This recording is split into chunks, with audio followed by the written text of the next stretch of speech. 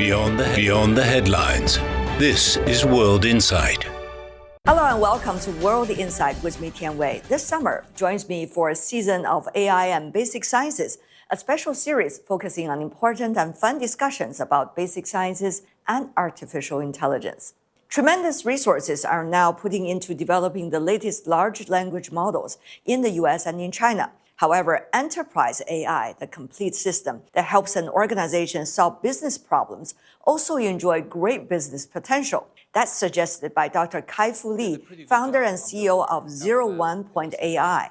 He wants to build an upgraded version of Palantir, and he hopes his company can strive to become China's first profitable AI 2.0 company. As a tech veteran, Kai-Fu has witnessed and actively participated in more than 3 decades of artificial intelligence research, development, and investment in both the US and China, earlier with Apple, Microsoft, Google, and now with his own entrepreneurship. Now, he says he is all in as an entrepreneur on enterprise AI, both in China and in other economies along the Belt and Road Initiative. Now, you have been transforming your business from LLM to enterprise AI. You made that decision almost a year ago? More than a year ago. More than a year ago. About a year and a half ago, while we did a pretty good job on building our LLM, it was in fact top ranked in China at the time. But it became very clear that our Chinese competitors have 10 times or even 100 times our resource in training the next model and the model after that. And the American companies have several hundred times, maybe 1,000 times more resource. So it's just not a war that we can possibly win because it is about the GPU and about the people. Our people are good as anybody in China, maybe a little bit below the American levels, but still taking a good team that is not, head and shoulder above all the other teams with, 1% of the GPUs. You're basically fighting a battle with a sword when they have machine guns. So we can't win. So we must find a way to pivot. Was it difficult for you to realize that? The writing was on the wall. I think the signal that made it very, very clear was when Elon Musk built his Colossus, announced the plan to build the Colossus cluster. And we saw the numbers. It was mind-blowing. Astronomical. Yeah, at the time, it was 100,000 GPUs. And now they're much more. But at the time, a year and a half ago, 100,000 was unthinkable. We had 2,000. So we're just going to be so outnumbered. And interestingly, despite having that many GPUs, Elon Musk is now withdrawing also from training large language models. The other realization really is the market doesn't need a dozen large language models, and that they're becoming increasingly similar in performance. One overtakes the other, then another one overtakes them. So actually, they're all roughly equal on a 1-year average basis. And it's such a pain for customers to have to switch back and forth. So one of the services we provide to the customers, which they now appreciate, is they ask us, what model do you use? And we tell them, don't worry, we'll always use the best model for you. And because we don't build models, you can trust us to make that choice for you because we're professionals. But from a uniform large language model to enterprise AI that you have to cater to everybody's needs, the total concept is different and the business gene, shall I say, is different. That transformation is also interesting, I would assume. We've always had a B2B effort within 01.ai, except before it was overshadowed by the large language model team. So this team basically came to the forefront. And for them, it was very exciting. But it was a small team. It was maybe 15 people. And then we just built everything around that 15 people. And then we grew that by leaps and bounds, while many of the people who used to train large language model decided to leave. We helped transition many of them to Alibaba, but a few stayed with us and a few went to other places. But those people who stayed with us now become very unique value add because very few enterprise software companies have people who know how to train models. And we still sometimes need to do that. What do you think is the latest development? You see China and US, I'm sure you answered that question many times, but things are always changing. China and US taking different roads. US is more reaching for the stars, so to speak. China is more AI plus, making AI everywhere. So how do those two approaches, seeing their results distinctively, at this moment? Do you see both sides are looking at the other side and say, not bad, maybe I should do that too? I don't think so. I think U.S. remains the breakthrough research Frontier leader, models, frontier yeah. models, and China has more of a study group mentality. So if the U.S., Claude, OpenAI is like a genius kid who wants to win the Nobel Prize, the Chinese companies are more like a study group that happens to compete with each other as students do for the see who will be number one. But they find it better to study together so that they can all improve. So the study group effort also happens to be open source, while the US is closed source. So they both mirror the industries that developed. In the US, enterprises generally trust the cloud, so they can send their data to the virtual private cloud on which the model is being hosted, and then trust that the cloud provider would not violate the agreement not to leak their data.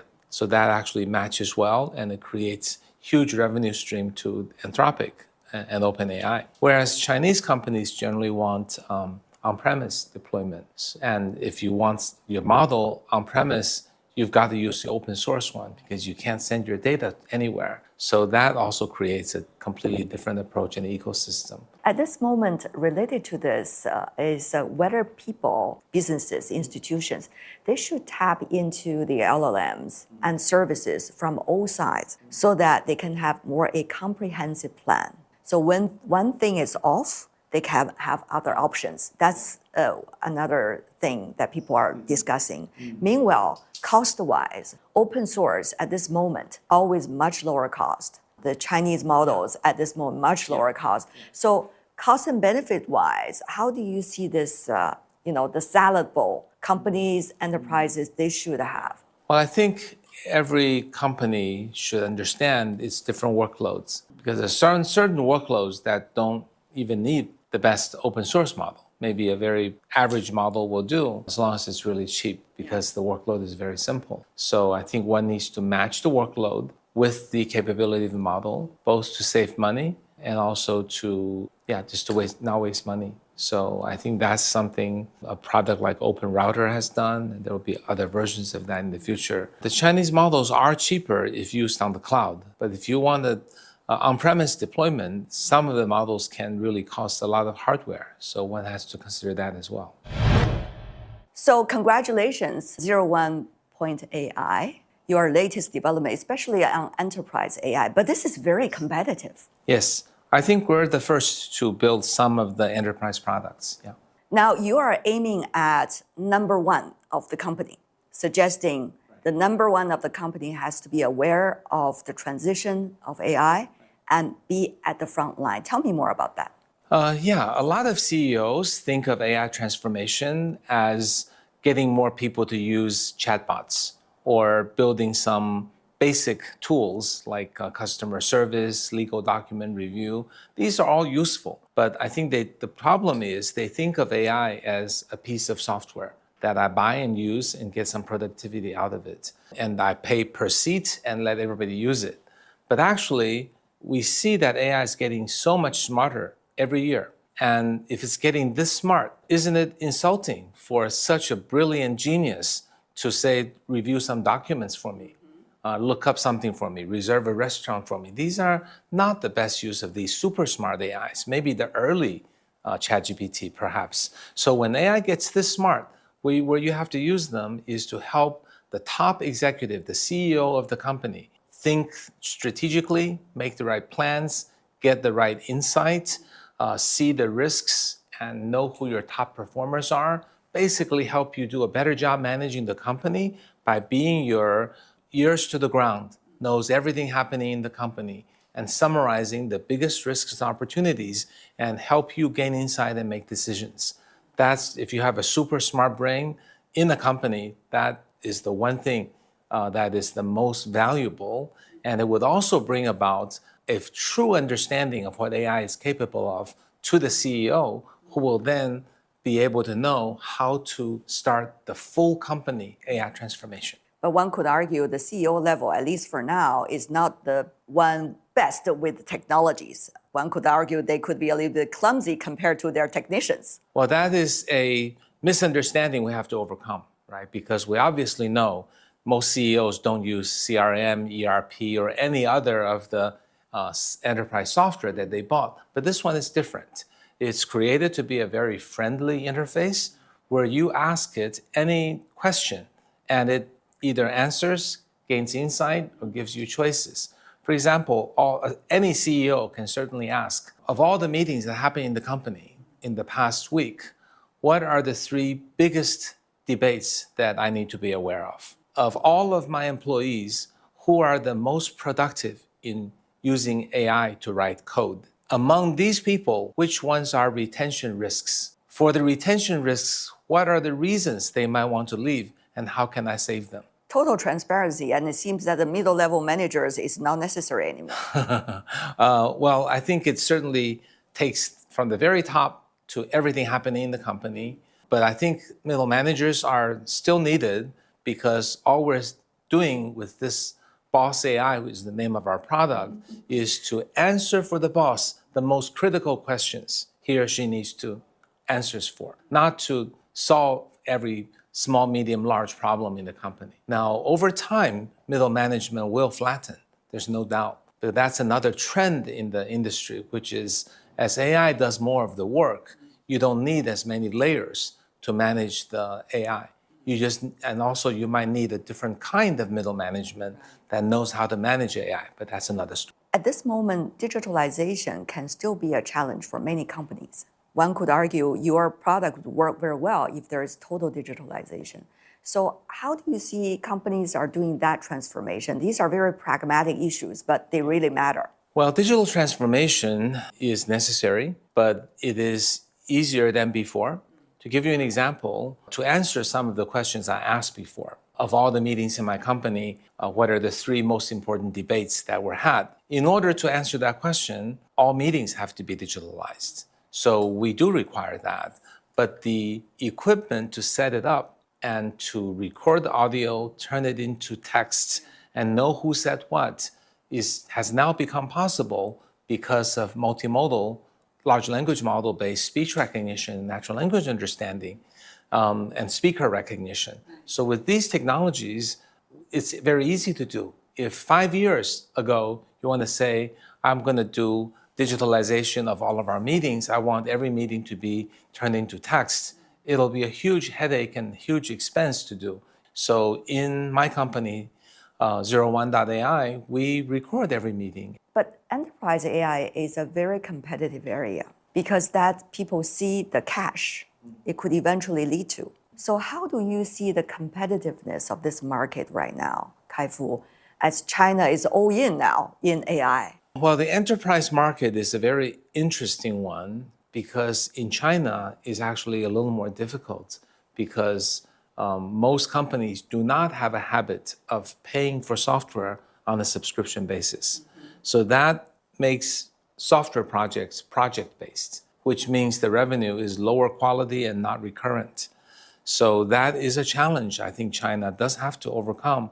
And that is also why the Chinese model companies are not getting the kind of revenue Anthropic and OpenAI are getting because enterprises are paying for software which uses their tokens.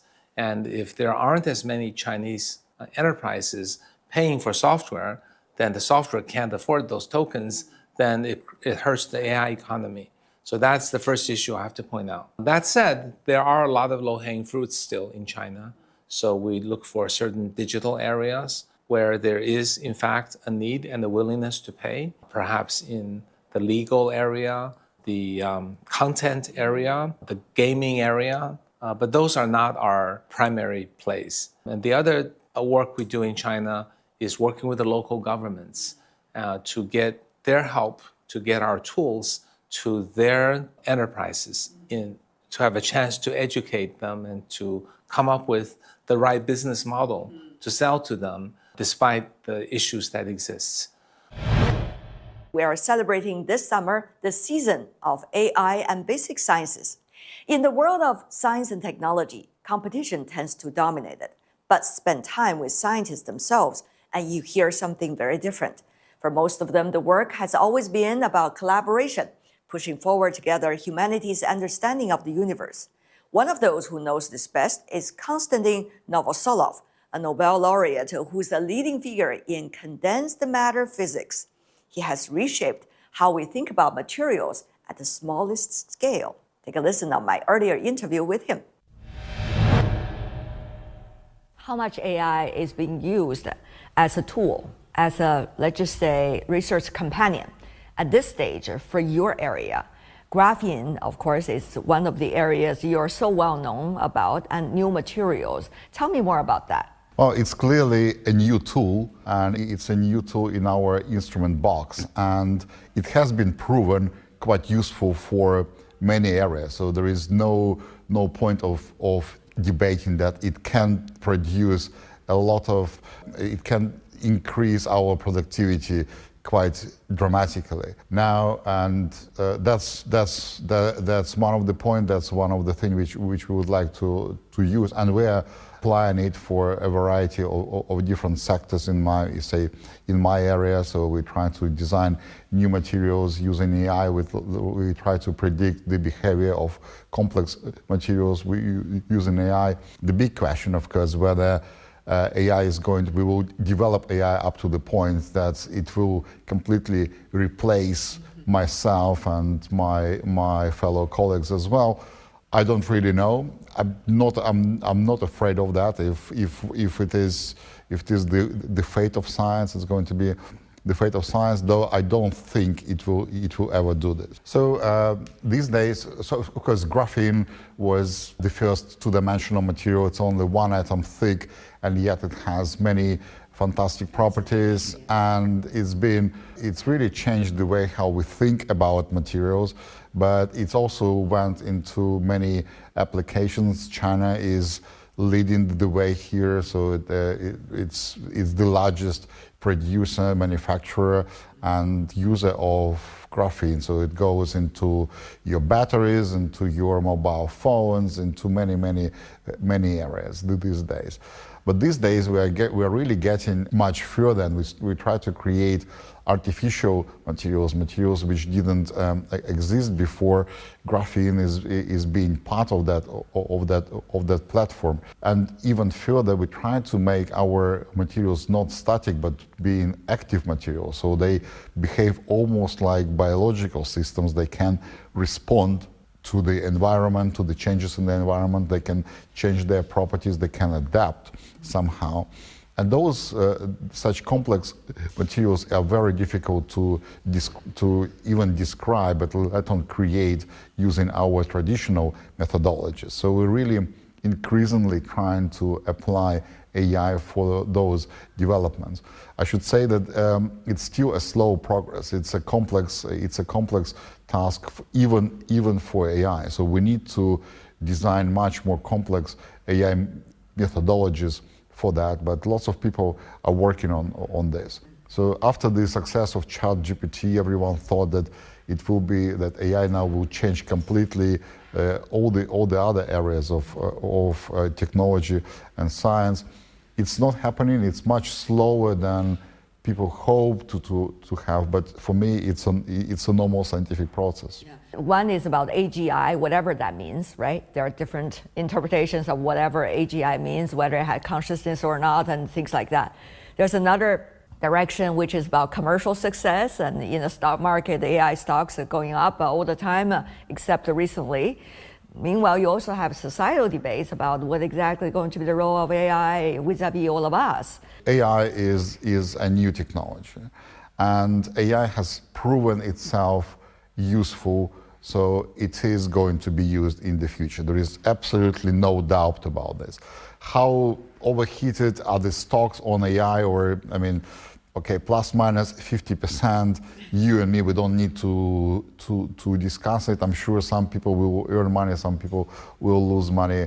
I mean, overall, in the long term, it's going to grow. That's for sure. So I'm sure that, I mean, don't take me with a pinch of salt. Don't invest immediately into any AI stocks. But I'm positive that it's a useful technology. It's going to grow with time. Is there a danger? Is there social danger with it? Well, unfortunately, yes. Some people are going to lose the jobs, but overall, I would say new technology is typically known to create more jobs than people losing jobs. It's inevitable, and frankly, any new technology would do this. When computers appeared, or before that, when electricity appeared, so of course many jobs has been lost, but even more jobs has been created. I'm very positive that we will have similar trend with the AI. Tell me more about where we are in terms of our potential of developing materials. Well, that's first of all, we need to realize that materials are very important for us, for the developments of human being, and the reason why we have quite a reasonable computational power, for example, because we bet on silicon and we know everything about silicon. Silicon is one of the best studied materials, but at the same time, you could see that some technologies get obsolete and sometimes they become so complex that further development becoming more and more costly.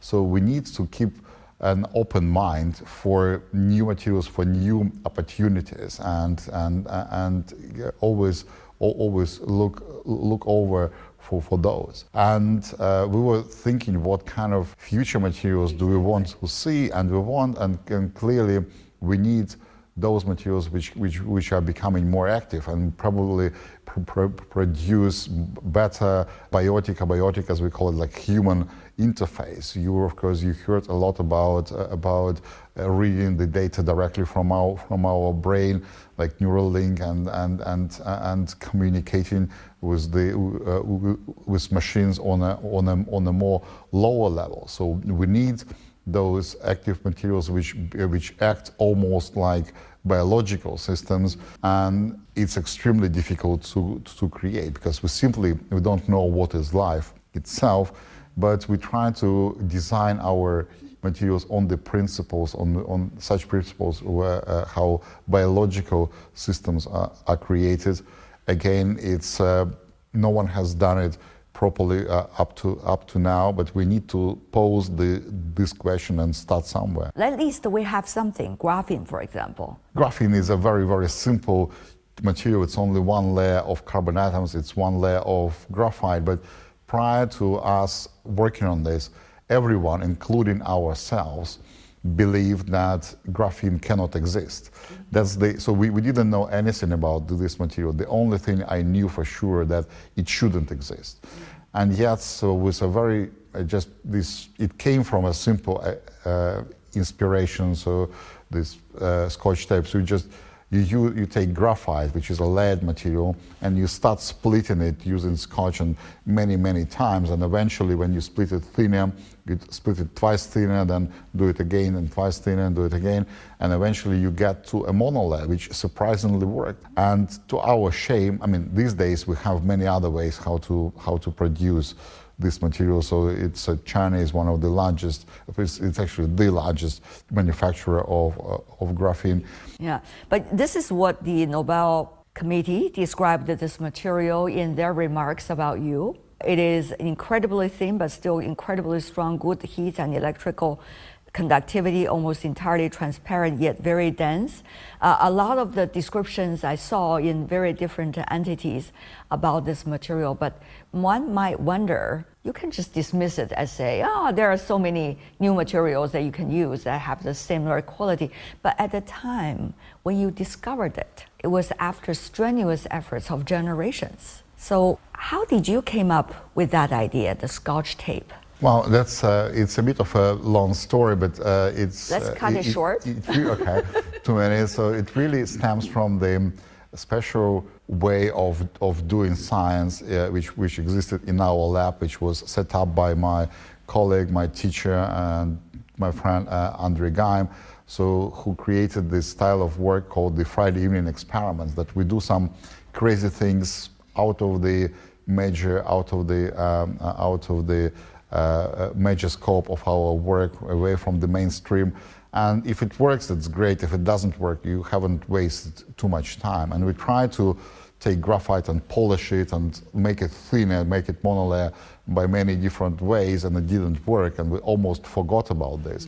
But then one day we needed to clean graphite for some of our other experiments, and taking the Scotch tape and pulling away the top surface of graphite is the standard procedure. Just usually people just throw the Scotch tape away, but because our brain has been in this mode, just thinking how to produce monolayer, it became immediately obvious. So just 2 and 2 came together, and within literally like a couple of hours, we had our first devices, and that's how it started.